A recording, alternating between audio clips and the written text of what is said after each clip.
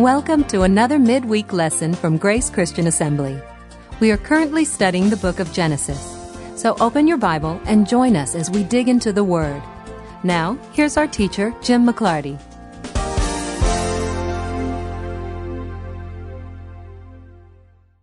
All right, did everybody enjoy their week off? Everybody was off last Wednesday. Did you get to do anything fun? We missed you. Missed me. You must want something. No. Just you. Well, I appreciate that.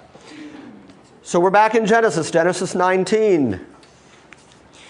No preparation, no falderall, just leaping right into Genesis 19. We, 2 weeks ago, talked about the destruction of Sodom and Gomorrah. I do have a goal tonight. There's somewhere I'm trying to get, but in order to get there, we have to go through one of the more uncomfortable passages that you're going to find anywhere in the book of Genesis. So first we'll deal with Sodom and Gomorrah, Lot and his family on the run. The angels of the Lord have taken them by the hand, taken them out of the city, and then God has poured out his wrath on the city. Let's start at chapter 19, verse, that one. 15. We'll start at verse 15. 19:15. When the morning arose, then the angels hastened Lot, saying, Arise, take your wife and your 2 daughters which are here, lest you be consumed in the iniquity of the city. And while he lingered or moved slowly, the angels laid hold upon his hand, and upon the hand of his wife, and upon the hand of his 2 daughters, the Lord being merciful unto him, and they brought him forth, and they set him outside the city. Now, when we read this 2 weeks ago, a couple of folk immediately asked, well, what about the other children he had in the city? What about the sons-in-law that were woken up? And there's no indication that anybody but these 4 were taken out of the city. The ones who scoffed and didn't believe Lot's declarations and warnings perished with the rest of the city.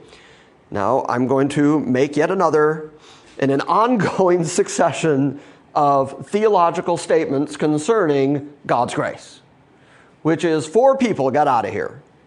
And very much like we saw with Noah, it said Noah found grace in the eyes of the Lord. And I argued that it couldn't have been that Noah was such a great guy or such a righteous guy, because no sooner does he get off the boat than we see the whole episode of drunkenness and nakedness and all the stuff that grew from that. Well, here Lot, his wife, and his 2 daughters are taken out. And there are folk who would say, well, that was because they were the righteous. Remember, Abraham argued with God and said, would you destroy the city for 50 righteous? Well, it turns out even 4 God would withhold for 4 and takes the last 4 righteous. Now, why were these people called righteous? Because I'm going to tell you now that in about 10-15 minutes, we're going to find out that these 2 daughters are going to get their father drunk in order that they can produce an offspring with him. These are not what we would call righteous women. These are women who are going to justify themselves by saying, well, we need an heir, and our father's not going to have an heir. Obviously, the sons just perished with the city, and so there's really only our father and the 2 of us. And so our family line and lineage is going to cease to be with the 2 of us. Our father's going to have no heir. So they even justify themselves, but they decide that they're going to work out, one more time, going to work out their plan through their flesh, and they're going to do what God should be left to do, but they're going to do it their way through their flesh. My point being, why then, since God would know that these are the kind of people he's dealing with, why then would he save them? And it's right there in verse 16. It said that the angels laid hold on his hand and upon the hand of his wife, the Lord being merciful unto him. Any time in the Bible you find God working in a positive way toward any human being ever, it's always an act of grace and mercy.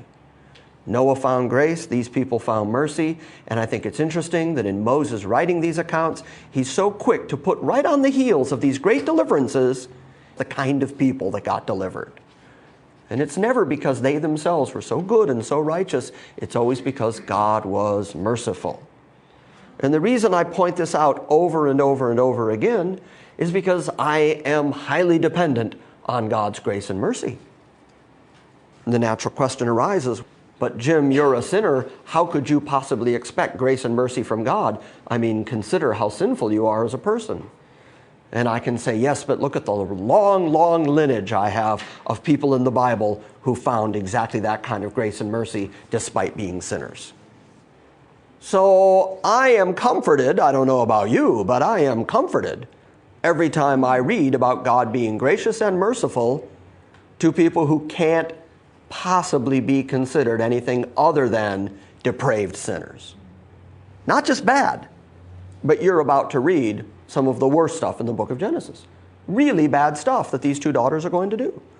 They're going to do it for what they consider to be just reasons, but it's going to be the kind of stuff that makes your skin crawl. And so, continuing at verse 16, while he lingered, the men laid hold upon his hand and upon the hand of his wife and upon the hand of the two daughters, the Lord being merciful unto him. And they brought him forth and set him outside the city. It came to pass that when they had brought them forth abroad, that he said, escape for your life, don't look behind you. It's a very important thing. Don't look behind you. Don't presume to look on the judgment of God.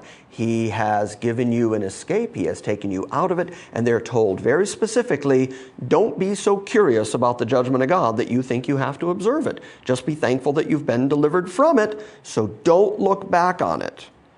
Neither stay anywhere in the plains. Escape to the mountains, lest you should be consumed. And Lot said unto them, O not so, my Lord. Behold now, thy servant has found grace in thy sight, and thou hast magnified thy mercy, which thou hast shown unto me in saving my life. And I cannot escape to the mountain, lest some evil take me and I die. Now I'm going to jump forward and tell you the next little piece of the story, because there's a great irony here, which is that once he gets to Zoar, the little city in the plains, once he gets there, he realizes that his life is in fact in jeopardy in Zoar, and he escapes to the mountains. He's going to end up where God told him to go anyway. Behold now, verse 20, behold, this city is near to flee unto, and it is a little one. Oh, let me escape thither. Is it not just a little one, and my soul shall live? And God said unto him, see, I have accepted thee concerning this thing, also that I will not overthrow this city, for which thou hast spoken.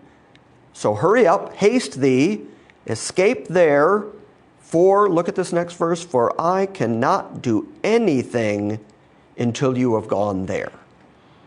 Why? Because God has already made it very clear. He's already promised that he's not going to pour out his judgment as long as there are any there that are counted righteous. Any that are there that are his people. Any that he is determined to save. They have to be completely escaped before his judgment can be poured out. And I think we talked about that at some length a couple weeks ago, that this shows you a bit of the character of God, and it's reassuring to know that he will not pour out judgment until the last of his people are out of harm's way. I cannot do anything until you have come there. Therefore the name of that city was called Zoar. The sun was risen upon the earth when Lot entered into Zoar. So they left during the night. Remember, the angels of the Lord came in the previous night. He said, come and stay in my house during the night, when he met them at the gate. The sun's coming up the next day, and Lot's made his way across the plain and is entering the small city. And that small city doesn't fall under the hand of God's judgment, strictly because Lot and his family are there. They were very fortunate, weren't they? And the Lord rained upon Sodom and upon Gomorrah brimstone and fire from the Lord out of heaven. And he overthrew those cities and all the plain and all the inhabitants of the city and that which grew upon the ground. So he took out the people, he took out the buildings, he took out the foliage, he took out the vegetation, he burned everything on the plain except for the city of Zoar. Verse 26, but his wife looked back from behind him, and she became a pillar of salt. Now, Moses doesn't take the time to explain that statement. Now, granted, geographically, you're talking about the area of the Salt Sea. And so there are some commentators who, in an attempt to naturalize this, say that it had something to do with the salt sea and that somehow she was consumed with the salt in the area. There would have been salt in the air, blah, blah, blah. I guess you could guess from the blah, blah, blah part that I don't buy that theory. I say that God is completely capable of doing whatever he wants with those he has made, especially considering that he made human beings out of the dust of the ground. He's perfectly capable of making someone into a pillar of salt if he wants to. This is what's interesting about that statement. Because Moses just says it and keeps going, as if he doesn't have to prove that point. But if in fact she had become a pillar of salt on the Jordan plain, she'd still be there somewhere. Well, it turns out in Moses' time, when he's writing this, during the time of the travels of the children of Israel, she in fact was still there. Let me read something to you. In Josephus' writings of the Antiquities, are you familiar with that? His Antiquities? The Antiquities 1:11-4, Josephus wrote that this pillar still remained in his day and that he himself had seen it. Now, Josephus is writing during the later part of the BC period into the early time of Christ and has written about the wars of the Jews and has written briefly about the upsurges that are going on in Jerusalem around Jesus. And he's one of the extra-biblical historic writers who actually writes about Jesus as a historic figure. And so he writes that during his own time, there remained yet this pillar of salt out there on the Jordan plain that was reputed and renowned to be Lot's wife. Which means if it happened during the time of Lot and was still around during the time of Josephus, that when Moses was writing this, it was there. Anybody who wanted to question it, you just go down by Zoar. Go between Zoar and wherever Sodom and Gomorrah used to be on the plains, you'll find a salt pillar. Guess what that is? So Moses didn't feel, apparently, that he had to tell us much about it except, and oh yeah, she turned into a pillar of salt.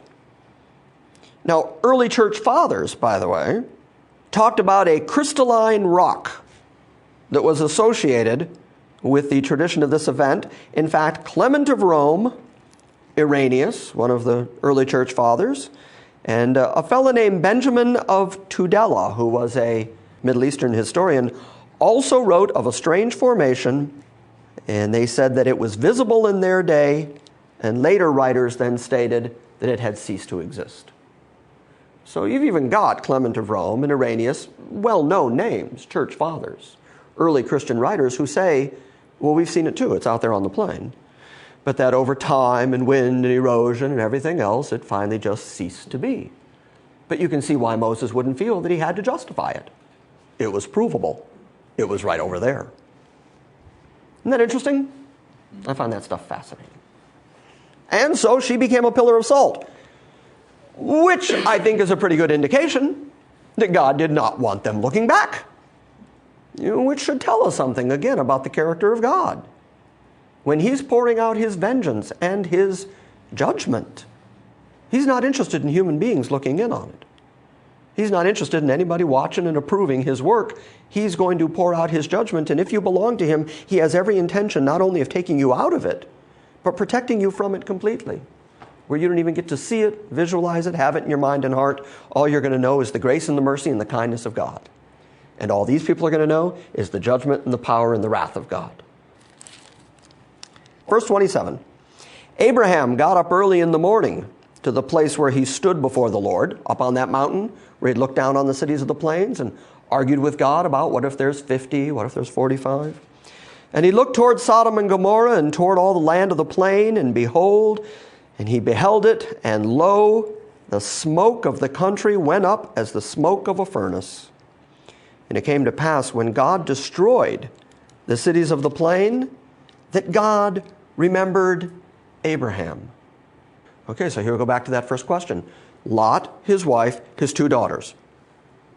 Mere moments from now, we're going to find out that his two daughters were of questionable moral character. Why were they delivered? Because God remembered Abraham. And he sent Lot out of the midst of the overthrow. That's why he took Lot out. Because he remembered Abraham. It was Lot's connection to Abraham that was the reason God delivered him. Because Lot was good? Nope. Because his daughters were good? No. Because of their connection with Abraham. And you're going to see throughout the rest of the Old Testament and even into the deliverance of the Messiah, God saying repeatedly that he did it because of the promise he made to Abraham. This unconditional promise that God made to Abraham is going to be fulfilled in human history because it is based on the character of God who made a covenant with himself and said that he was going to do these things. And people who want to argue, well, yes, but many of these promises were made to Israel, and then they weren't good. The answer is always the same. Nobody was good that he kept his promise with. God kept these promises because he made the promise, and then he sealed it, according to the writer of Hebrews, with two emblems by which it was impossible for God to lie. He made an unconditional covenant with himself, and so he is not keeping it because particular people were good. He's keeping it because he's good. And he's going to keep his promises to his people, those people who are connected to Abraham. He remembered Abraham and he delivered Lot because of that connection. The same way that we can read in Isaiah and we can read in Ezekiel and we can read in Jeremiah and we can read in Hosea and certainly we can read it in Romans, that God has not cast off his people whom he had a relationship with, and he does it because of the character and nature of God himself. Do you get that? Okay, so how does that help you and I?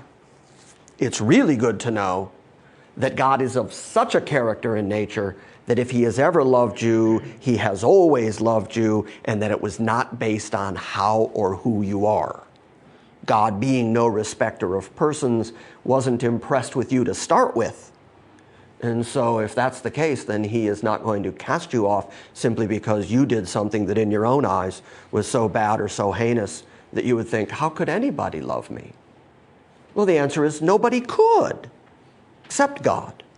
And that he's not loving you because you're so good. He already knew you were going to do that. He knew you were going to do that when he nailed his son to the tree. He knew that was coming. He knew when he poured out his wrath on his son that you were going to do that and you needed to be paid for and you needed to be bought. So it's really good, again, to see the consistency of the character of God in that he will not pour out wrath on those people that are his. And the reason they are his is because promises he made to himself and not on the basis of your righteousness before him. Got that? In other words, say it with me, grace, grace, grace, grace, grace, grace, grace, grace. Yeah. You always have to get the last word. But you're a woman, so it's understandable. So it's okay. I'm outnumbered, is that what you're getting at? I'm so sorry. Yeah, but I got Shane. No, you're on your own. Oh, nice one. Nice. Nice. I would definitely say you and Tom are down. Yeah, it's Rick, are you with us? Or where are you here? Where are you I here? missed what you were saying. I'm sorry. Wow.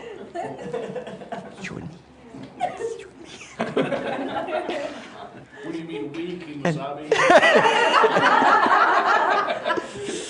I repent in dust and ashes. And I'm so sorry. Don't let the women beat me up.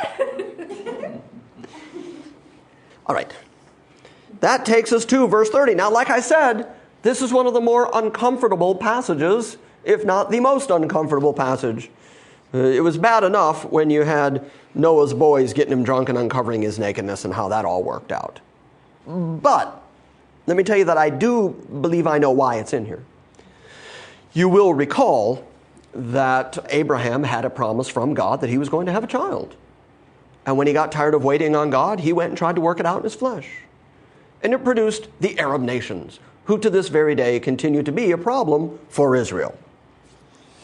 Well, here you're going to see these two girls produce the people who are going to become the Moabites and the Ammonites. Ever heard those names? Yeah, because they're all through the Old Testament as being a problem for Israel. And they are going to be mountain people. They're going to live in the wilderness of the mountains. And so in the book of Daniel, when Daniel talks about the little horn and his going in and conquering in the Middle East, he mentions specifically 3 areas that the Antichrist is not going to invade: Ammon and Moab and Edom. And so then when Jesus in Matthew 24 says, when you see the abomination of desolation spoken of by Daniel the prophet, which gives them the clue where to go look. He says, you that are in Jerusalem, flee into the wilderness. And they would know exactly where to go from Daniel the prophet in that reference. They would be on their way to Edom and Moab and Ammon, those very areas, which are mountainous wilderness areas. Why? Because Lot here is going to flee Zoar and go into the mountains and live in a cave, and then his daughters are going to produce offspring, and because they're afraid to go back down into the plains, they're going to produce a people who are going to grow up in the mountain wilderness, who get mentioned in Daniel and are mentioned by Jesus himself. God playing like checkers with human beings, laying out all the future in advance so that there are already peoples and cities and dwellings in the wilderness, in the mountains, that he is preparing for his people when they have to flee Jerusalem. So this again is one of those huge examples of compatibilism that I talk about so often. These women are going to do something really questionable. And yet God is going to use it to work to save Israel alive. So that's the big picture.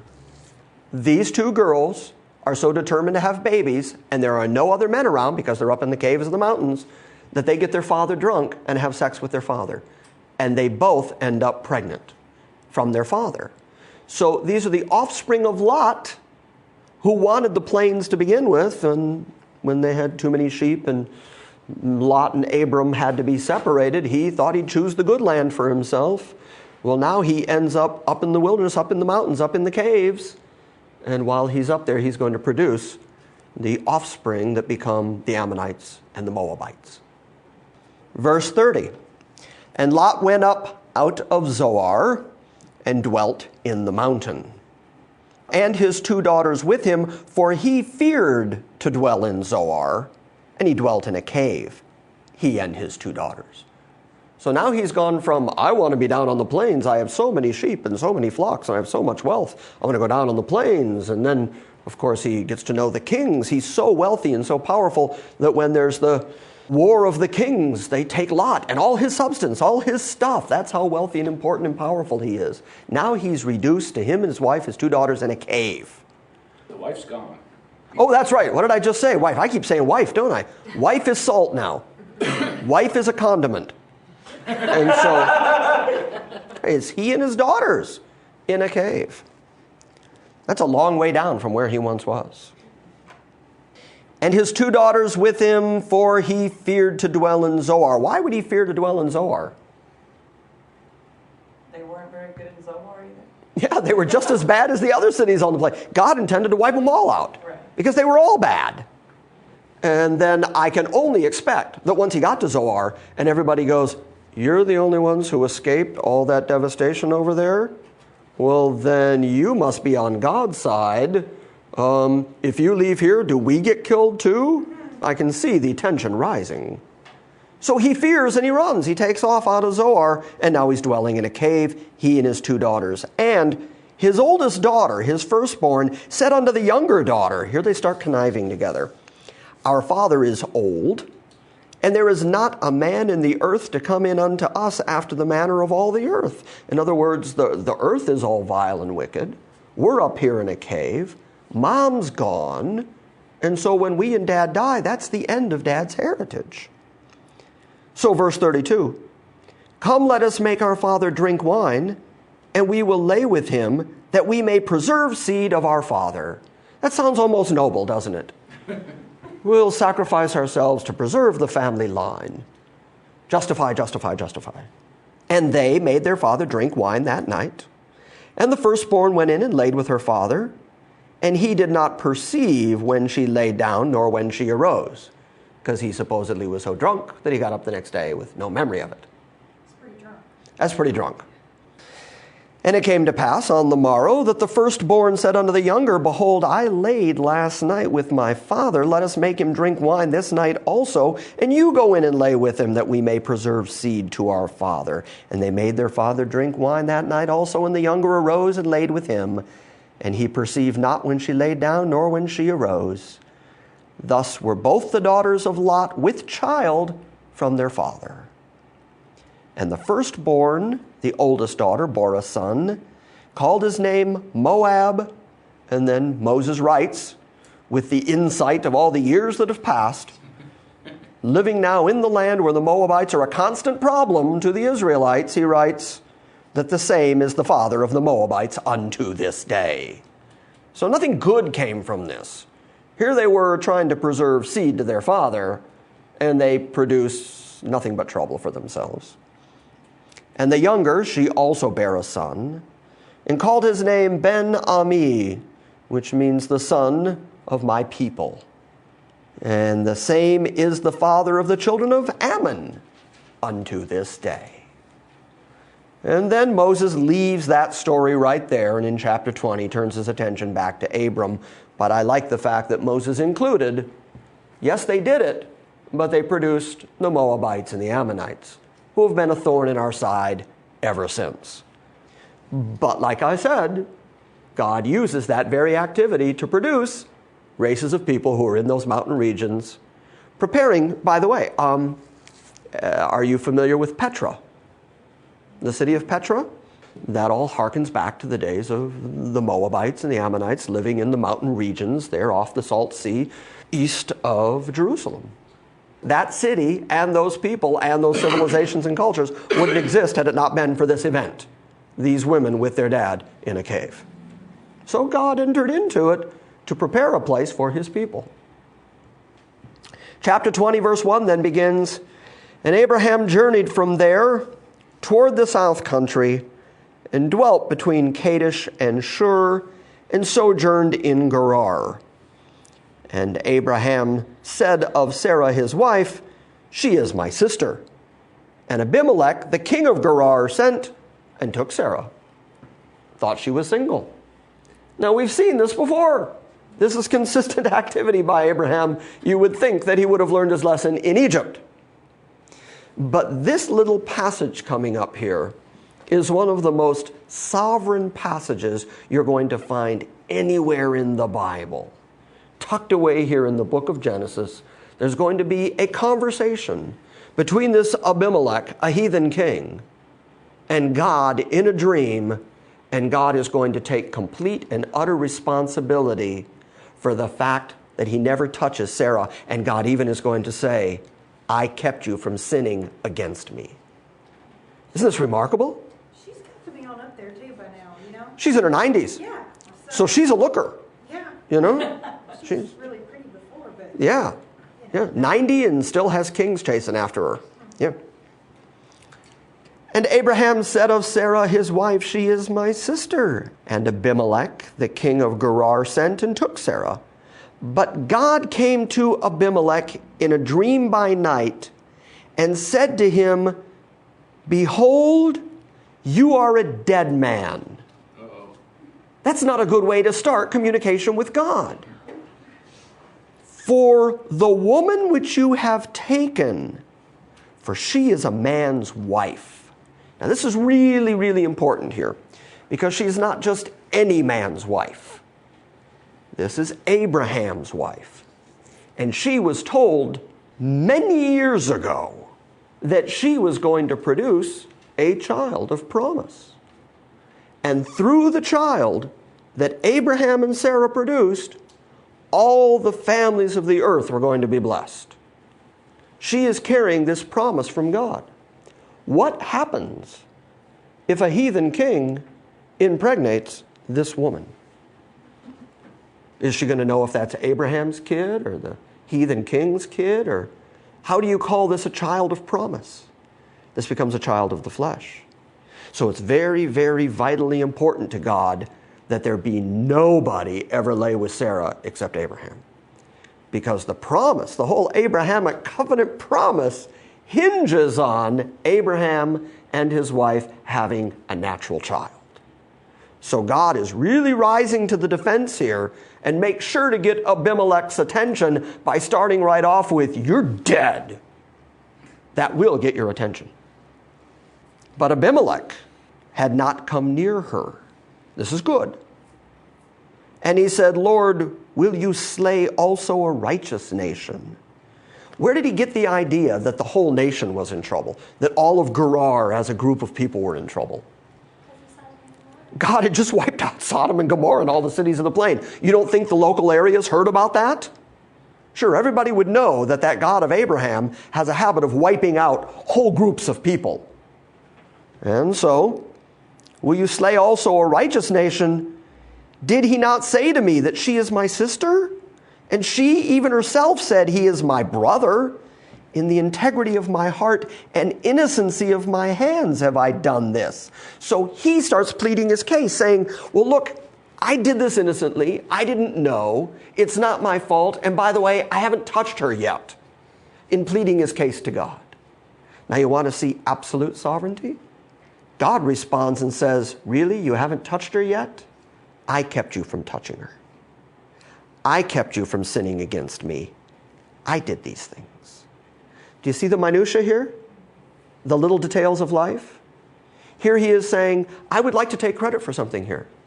I'm innocent in everything that happened here, and I did not touch her. And God says, the only reason you didn't touch her is I didn't let you touch her. Absolute, complete control. And God said unto him in a dream, verse 6, yes, I know that you did this in the integrity of your heart. I'm God. I know these things. For I also withheld you from sinning against me. Therefore, I did not suffer you to touch her. Now, let's talk about that, because this is like deep and heavy. Now we're treading through deep water. Is God capable of keeping people from sinning against him? It says so right here. God just took credit for it. I kept you from sinning against me. So, could God have kept anyone he wanted from sinning against him? Sure, yes, of course. Now think about the implications of that. Could he have kept Adam and Eve from sinning against him had he so chosen and pleased? Yep. Sure, of course. Just don't put that tree in the garden. That seems obvious enough. The trees in the garden, don't eat from that tree. Well, just don't put the tree in the garden. Then he puts the tree in the garden and then allows Satan into the garden. Just keep Satan out of the garden. Right? Yeah, and do you think God was surprised by anything that happened there? No, absolutely not. But the sovereign will and the sovereign plan of God is playing out in human history, including the fall of man, so that when his Son comes and redeems men, all glory goes to the Son. But there had to be people to redeem in order for the Son to be glorified in the redemption of people. And so God, in his absolute sovereign will, brought about a situation where creatures would fall and need a redeemer, so that he could send his Son to be a redeemer. After all, he is called the Lamb slain before the foundation of the world. So he was already in place. Paul said that when human history wraps up, that everything in heaven and earth is going to redound to the glory of God and to Christ Jesus. And the only way that can be is if there were human beings, people, creatures, who were utterly, totally, completely incapable of getting to God and having Christ bring them anyway. And so he arranged it exactly that way. Now, the other thing you've got to know here is that when we talk about total depravity, one of the basic tenets of Calvinistic soteriology and theology, and other words that end in ology. When we talk about that stuff, we say total depravity, and then we're always quick to point out we are not saying that men are as bad as they could be, that men are not quite as hog wild as they are capable of. And in fact, the Bible says that there's this sinfulness in mankind, but the remnant of sin God restrains. God is very careful to restrain just how bad it gets for the sake of his people that are here. In fact, when you talk about the end days and the times of trouble and everything, God even says that for the sake of his elect, those days will be shortened. You know, all these good things that happen on the earth happen because God is being merciful to his people. But there's going to be a time on planet Earth where his people are taken away. And there's going to be a time when the Holy Spirit is removed and the church is gone, and then he's going to pour out judgment. And what do human beings do? Did they get really good at that point?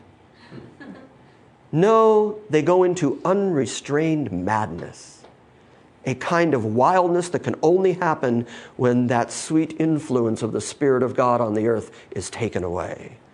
When the church is gone and the Spirit is lifted and God takes his hand away, men will finally become every evil thing they were ever conceived to be. But right now, God is restraining it. The only reason that you have not yet gone completely, utterly hog wild in your depravity is that God has restrained you by his mercy. He has kept you by his grace. He has kept you from sinning. He's kept you from the unforgivable sin. People worry about that, write to me sometimes and say, I'm afraid that I have committed the unpardonable sin. And I always reassure them and say, if you're worried about the unpardonable sin, you haven't committed it.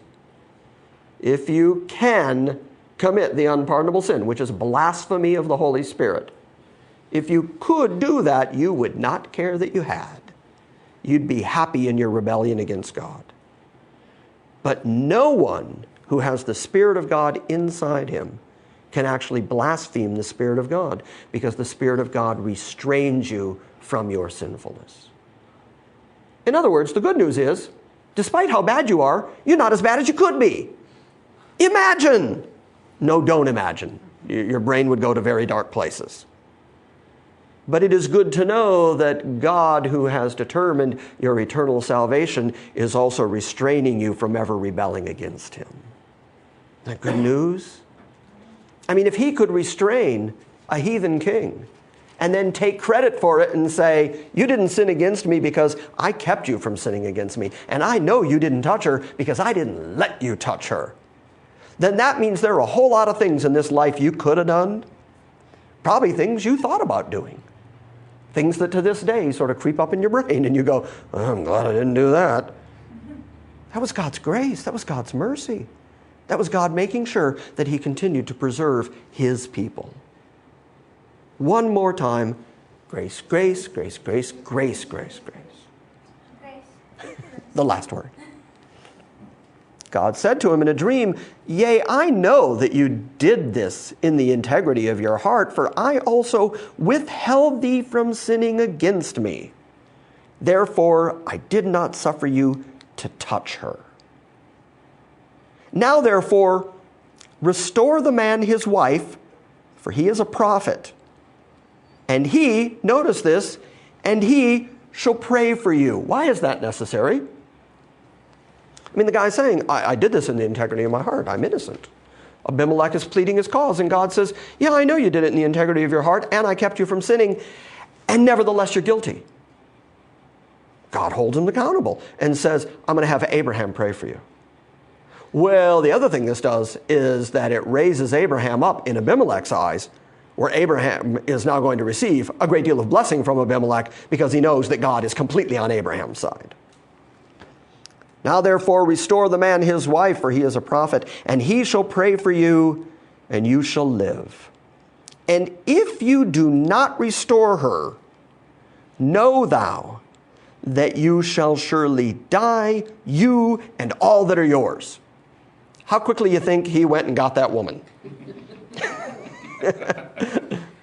Therefore Abimelech rose early in the morning and called all his servants and told all these things in their ears, and the men were sorely afraid. Then Abimelech called Abraham and said unto him, what hast thou done unto us? What have you done to us? And what have I offended you, that you have brought on me and on my kingdom a great sin? You have done deeds unto me that ought not to have been done. And you know what? He's right. So does this make Abraham a good, righteous guy? No, he's walking around lying to protect his own skin and saying his wife is his sister. Worse yet, now he's going to justify himself and say, well, no, but legally she is my sister. To try to claim that he didn't really completely lie. Because human beings love to justify their sin. Verse 10, and Abimelech said unto Abraham, what did you see that you have done this thing? In other words, what did you perceive us to be? You came here into our town, and what did you see in us that you thought this was an appropriate way to act? And Abraham said, because I thought, surely the fear of God is not in this place, and they will slay me for my wife's sake. This man is walking around with a promise from God that he is going to produce an heir, and he's going to inherit all this land. Through him, all the families of the earth are going to be blessed. And yet, he blames Abimelech and the people of Gerar and says, well, I saw there was no fear of God here, and I figured you would slay me, and so I had to lie to you. You're getting the feeling that Abraham is not exactly the perfect, upstanding, righteous guy that we might want to stick on a pedestal and say, be like Abraham. No, what he is somebody who found the grace and mercy of God. And so he said, I thought you would slay me for my wife's sake. Verse 12, and yet indeed she is my sister. I've got you on a technicality. She is the daughter of my father, but not the daughter of my mother. And she became my wife. So he married his half-sister. Not uncommon, again, in the early portions of Genesis. Nothing wrong with that. But he's saying, hey, we share a dad. That makes her my half-sister. So I wasn't lying when I said she was my sister. Excuse, excuse, excuse. Cover up, backstroke, backstroke. And it came to pass, when God caused me to wander from my father's house, that I said unto her, this is thy kindness which thou shalt show unto me. At every place where we shall come, say of me, he is my brother. So this is an agreement the two of them had. That when they traveled and went into foreign cities, they would say they were brother and sister rather than husband and wife, in hopes that nobody would kill Abraham. Pretty sheepish, by the way, of Abraham here. Not exactly walking around with that confidence of, I have actually spoken to God. Not only have I spoken of God, he's promised me this land and an heir. Oh yeah, did I tell you about the time that I ever talked him down from 50 to 5? I mean, I have this relationship with God, and yet has an agreement with his wife to preserve his own life, that they would go in and lie to people. Where's this confidence? Where's that boldness he should be walking on? Prophet of God, Abraham, I'm going to own all this land. None of that. It's like, don't kill me, okay? Because my wife's pretty, so here, take her. So then, verse 14. And Abimelech took sheep and oxen and men servants and women servants. Now, how rich was Abraham to start with?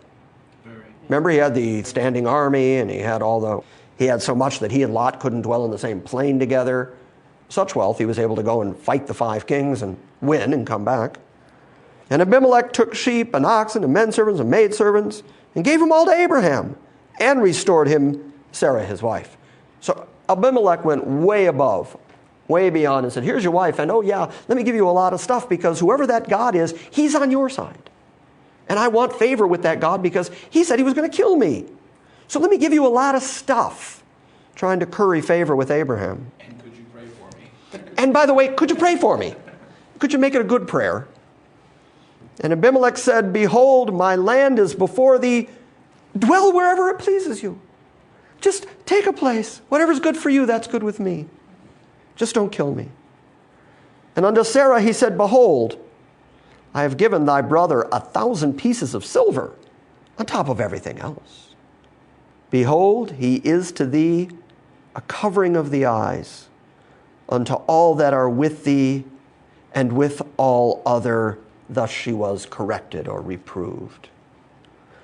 So Abraham prayed unto God, and God healed Abimelech and his wife and his maidservants, and they bore children, for the Lord had closed up all the wombs of the house of Abimelech because of Sarah, Abraham's wife. Isn't that amazing?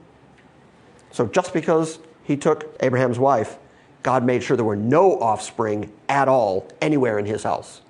Why? Because this whole offspring of Sarah thing is so important that no wombs were going to be opened and no children were going to be produced as long as Sarah was not with Abraham. So there's no confusion about who the offspring is. God takes this whole Abrahamic covenant thing very seriously.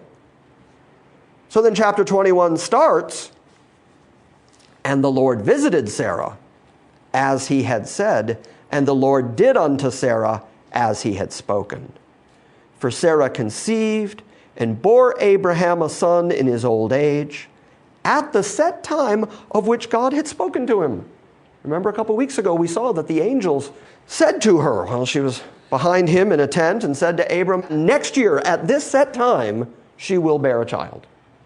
And now Moses confirms it. Yes, indeed, at that exact set time, that's when he had the babies. Now this phrase, set times, is a very important phrase because when God deals with Moses at Mount Sinai, he's going to lay out what are called the feasts of the Lord. The Old English translation is feasts of the Lord, but it's actually the Hebrew word that is set times, the set times of God, that God set 3 times a year, particular days aside, where every Jew that could travel had to appear before the Lord 3 times a year in set times.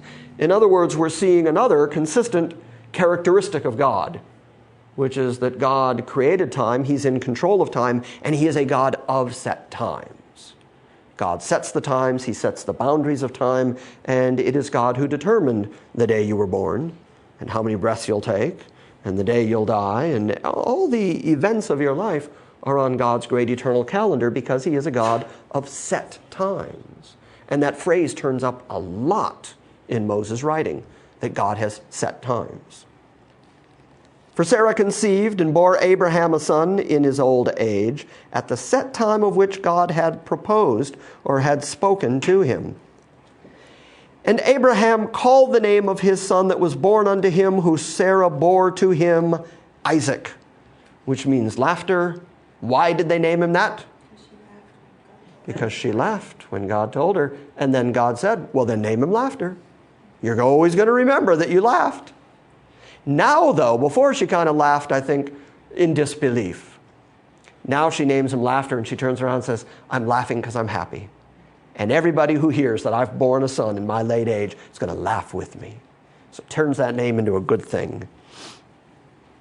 And Abraham circumcised his son Isaac, being 8 days old, as God had commanded him. This would then have been the first child circumcised according to the way God said to do it. You will remember that he did circumcise all the servants in his house, and he did circumcise Ishmael, but Ishmael was already a teenager. But God said, on the 8th day, you'll circumcise your seed and all the generations after you. Isaac was the first one to actually be circumcised, completely in keeping with the dictates God had laid out.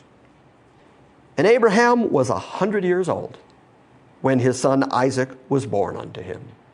Boy, he waited a long time, didn't he? And God promised him this how many years ago? 25? He was 75 when he first heard the promise. Walking around for 25 years going, no, really, God promised me. He promised me a son, which in Middle Eastern culture, what a big deal. An heir, an offspring, a natural offspring for me and my wife, and he's going to inherit everything I have. And all the promises God has given me are all going to go to my son. 25 years he walked around not getting the promise. But did that change the promise? No. See, one of the things that people struggle with where God's concerned, Peter certainly writes about it in his epistles, that there will be scoffers in the end days who will say, well then, where is the promise of his coming? For ever since the Father slept, all things have remained the same. Life goes on. You've got Christians running around saying, no, he's coming back. But Peter says there will be scoffers who will say, no, he's not. Because look how long it's been since he left. And then Peter, of course, says, but God is not slack concerning his promise. You have to remember that a day with the Lord is 1,000 years, and 1,000 years like a day. So if you think by that reckoning, we think, well, it's been 2,000 years since he left the planet. When's he coming back? In God's reckoning, that was Tuesday. He'll be back Thursday. So the idea here is God always keeps his promises. But he keeps them according to his set times. And we have to be willing to let God set those times and keep those promises. And there has been so much theology developed over the course of the last, especially 2,000 years, because God simply has not yet kept certain biblical promises. We've talked about it a lot here in this church, that there are a bunch of promises in the Old Testament made to particular people that God just hasn't kept. And so people have tried to protect God's reputation and tried to explain that he has kept those promises, but that he kept them in some other way. And that's exactly the kind of thinking Abraham had. Well, I'll just go in the tent with Hagar and produce an offspring. There, the promise was kept, but it was kept in some other way. I don't have a problem in the world believing that God could wait around 2,000 years to keep promises that he made to particular people. He has a long history of making people wait a long time to see their promises. Yes, sir? And also in the passage you were quoting from Peter, he is gracious by the Holy Spirit to give us some more insight there when he says that God is not slack as some might consider. And he also mentions the promise and the patience and the working of God to usward. Right. Long-suffering toward usward. Not willing that any, Yeah. and the implied there is of usward, any of us Perish. who were part of his plan should perish. Right. And so, that's a reminder to us that if we get impatient or if people around us doubt and scoff, God's got higher purposes and higher goals to accomplish that go Right. way beyond us. Right. Including the salvation of those that he's not willing to perish. Absolutely. And look, we as Christians have no problem saying Christ left the planet, let's say, somewhere between 30 and 33 AD. And here we are in 2007 AD, so it's coming up on, we're just shy of 2,000 years since he left. But are we still confident he's coming back? Yep. Yeah, that's one of the primary Christian hopes and goals. Paul calls it the blessed hope and writes that to those who are looking for him, he'll return again in glory, all these great promises of the return of Christ. And the 2,000-year interim isn't a problem for us. We still say, well, yes, he's coming back. And that is exactly and precisely the attitude I take toward every promise God has made. Sure, it's been 2,000 years since he dispersed Israel. Does that mean he's not going to bring them back? No, I have all these promises saying he's going to gather them again. And people say, well, no, because it's been 2,000 years. Well, it's been 2,000 years since Jesus left. Be consistent. Pick an argument and go with it. But if you can wait 2,000 years for Jesus, then you can wait 2,000 years for the reestablishment of everything he's promised to Israel. I just don't have these kind of problems that people want to drum up in order to support other eschatologies. Yes? Also, the Lord himself was very gracious to help us persevere by giving us the parables that talk about those who became idle or became wasteful or worthless while their master was gone. Yeah. Just wondering or maybe doubting if he ever would come back. Right. And yet he does come back and takes them by surprise. And Yes. there's chastening and there's judgment that takes place. All of that. So, I mean, that's something that Jesus did not have to clue us in on. Right. But he did. Why did he do that? Because he loves us and wants to help us persevere. Yep. Look at Abraham. During that 25-year period, you see all the ups and downs. You see all the victories. You see all the defeats. You see him just being human, waiting on God to finally do what God said he was going to do. And through all of that, God protected him, and he persevered. Over those 25 years, you'll notice he did not die. You'll notice Sarah did not die. You'll notice that God kept them until he had fulfilled every promise he'd ever made to them. Because that's the faithfulness of God, who makes promises to his people and then keeps them every whit. And that should give us a great deal of confidence. So let me just wrap up here tonight, and I'll let you go, because this next section I could go for on an hour. So I'm just going to wait and pick it up next week. So Abraham, verse 4, circumcised his son Isaac, being 8 days old, as God had commanded him. And Abraham was 100 years old when his son Isaac was born unto him. And Sarah said, God has made me to laugh, so that all that hear will laugh with me. And she said, who would have said unto Abraham that Sarah should have given children suck? For I have borne him a son in his old age. So she turned that laughter thing into a very positive thing. Said, who would have believed this? And everybody who hears it's going to laugh with me. This is a very good thing. So now, picking up at verse 8, we're going to see the tension that grows between Ishmael and Isaac, and the casting out of the bondwoman, which is theology Paul picks up in Galatians. And then we've got to talk about children of bondage and children of the free, which takes us into law versus grace, and I can use up an hour easily on all that. So the wisest thing to do is I'll let you go home tonight. We'll all come back here next week and dig into all this stuff. Okay? All right, good.